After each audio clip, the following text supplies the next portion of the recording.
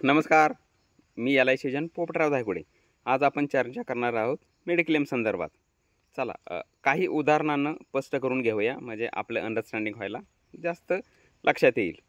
एक फॅमिली माझ्या ओळखीची होती। त्यांच्या मिसेस डेंग्यूने आजारी झाल्या, त्यांना हॉस्पिटलाइज करावं लागलं। त्यानंतर ज्यावेळेस दवाखान्याची बिल भागवण्याची वेळ आली, त्यावेळेस ज्या काय सेव्हिंग होत्या, ज्या काय बचत खात्यात पैसे होते, ते मोडावे लागले। कमी ह्याच्यात अजून पाहुण्यांकडून पैसे घ्यावे लागले आणि मेडिक्लेमचा खर्च भागवावा लागला। जर मेडिक्लेमच्या पॉलिसी असते तर तो खर्च कंपनीने भागवला असता, पण आपण EMIचे एवढे लावून ठेवलेत की फ्लॅटचा EMI, स्कूटीचा EMI, मोबाईलचा EMI, फ्रीजचा EMI, ह्या EMI पायी मेडिक्लेमच्या पॉलिसी करणं किंवा गरजेच्या ज्या गोष्टी करणं ते आपल्याकडनं होतच नाही। त्यामुळं ज्यावेळेस दवाखान्याची वेळ येते त्यावेळेस असे मोडून दवाखान्याचा खर्च भागवावा लागतो। अजून काही उदाहरणं घेऊया आपण की वेळेत मेडिक्लेम तुम्ही केलाच नाही किंवा वेळेत जर त्या डिसिजन फायनल केले नाहीत तर काय लॉस होऊ शकतो। एक फॅमिली माझ्या ओळखीची आहे। गेले 2 वर्ष त्यांच्याशी माझी मेडिक्लेम संदर्भात चर्चा चालली। आज करूया मेडिक्लेम, उद्या करूया, परवा करूया, ह्या 2 वर्ष निघून गेली। त्याच्यानंतर मागच्या महिन्याभरात, मागच्या आठवड्यात त्यांच्याशी माझ्या मुलांशी चर्चा झाली की सर मेडिक्लेम असा जवळ 1-2 तास चर्चा झाली आणि मेडिक्लेम फायनल करूयात। तो आठवडा निघून गेला, त्यांना मला वेळ दिला नाही आणि मेडिक्लेमची पॉलिसी फायनल झालीच नाही। त्याच्यानंतर पुढच्या महिनाभरात त्या सरांना 3 स्टेंट टाकाव्या लागल्या, एंजिओग्राफी केली, एंजिओप्लास्टी केली। टोटल 8 लाख रुपये खर्च हॉस्पिटलचा आला। चला, त्या फॅमिलीची सांपत्तिक परिस्थिती वेल अँड गुड होती, त्यामुळं ते इझी जाऊ शकले। सर्वसाधारण फॅमिलीला जर 8 लाख घालवायचे म्हटले तर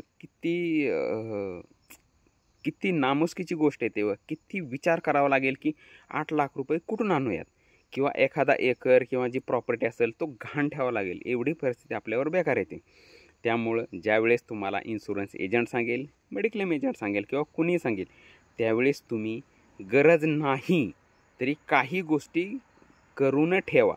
ज्यावेळेस ती गरज पडेल त्यावेळेस त्या उपयोगीच येतील तुम्हाला। चला अजून एक उदाहरण घेऊया आपण की जर तुम्ही मेडिक्लेमचे हप्ते वेळेत नाही भरले तर ह्याचा काय लॉस होऊ शकतो। मगाच्या उदाहरणात एक सांगायचं राहिलं की 8 लाख जवळजवळ माझ्या खिशातून गेल्यासारखे वाईट वाटलं मला। जर एवढा आपण फॉलोअप घेतोय आणि जर पॉलिसी होत नसेल तर माझं अजून काय चुकतं, ह्या बाबतीत अजूनही मी विचार करतोय। अजून एक उदाहरण घेऊया। एक कस्टमर माझ्या ओळखीचे आहे, त्यांना एका मेडिक्लेमच्या पॉलिसी केली, त्याचा क्लेम त्यांना मिळाला नाही, म्हणून त्यांना दुसऱ्या कंपनीत कन्वर्ट केली पॉलिसी।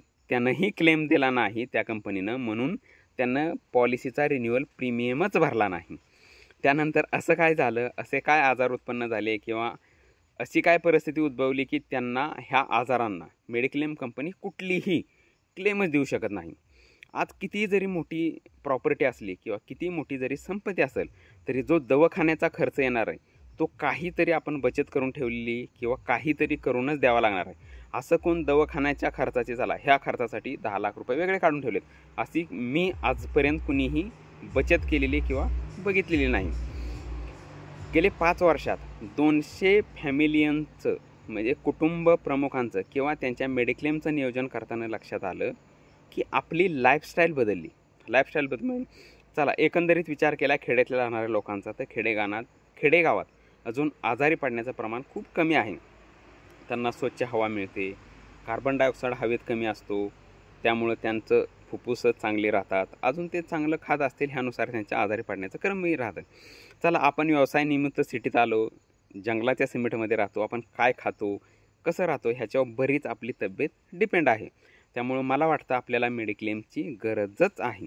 हे 200 फॅमिलींचा रिव्ह्यू आणि कन्सेप्ट घेतल्यानंतर लक्षात आलं, मी केलेल्या मेडिक्लेमच्या पॉलिसींचे कितीतरी 20,000 रुपये प्रीमियम भरले तर 65,000 70,000 रुपये असे क्लेम मिळालेले आहेत।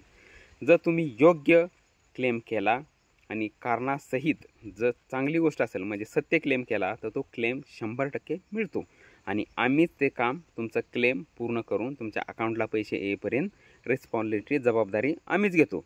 जर कॅशलेस असेल तर तो प्रश्नच मिटतो, डायरेक्ट दवाखान्याला पैसे येतात आणि तुम्ही काही पैसे न भरता दवाखान्यातून निवांतपणे हशीखुशी दवाखान्यातून बाहेर जाऊ शकता।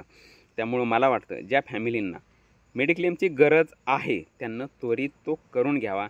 ज्यांना वाटत नाही की आपल्याला मेडिक्लेमची काहीच गरज नाही त्यांनी तो करूच नये. त्यांना इतर प्लॅन असतील सेविंगचे किंवा मार्केट रिलेटेड किंवा इतर अजून काही गोष्टी असतील त्यांना त्यात पैसे गुंतवावेत आणि स्वतःची भरपूर प्रगती करावी.